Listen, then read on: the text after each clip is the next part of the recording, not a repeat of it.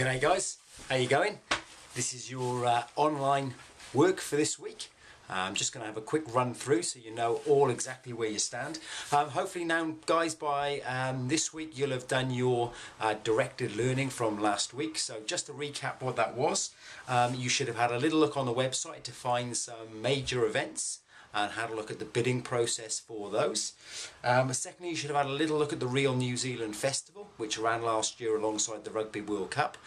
Remember they had a Facebook page, so hopefully you got around that and found out a little bit about that and what that was, an example of leverage of a major event.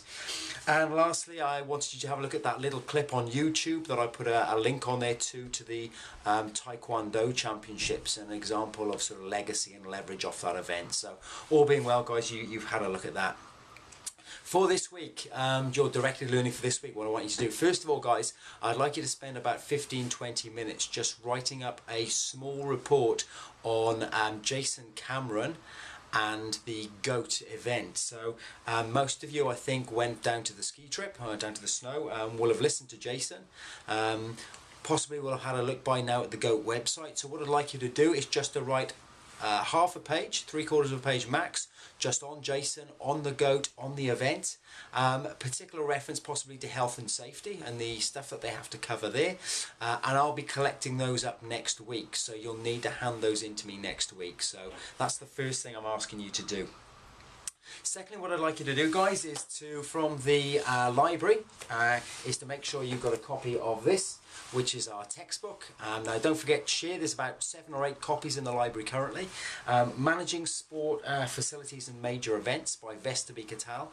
And I want you to have a little flick through chapter 9 of this guys, which is Running the Sport Event Operations. So if you can have a flick through there guys, okay, just have a read through all the different articles in there. Particular areas I wanted you to have a look at were sort of security and accreditation.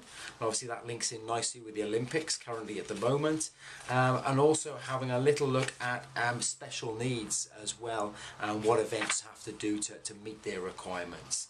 So if you can have a little look at that as your second thing.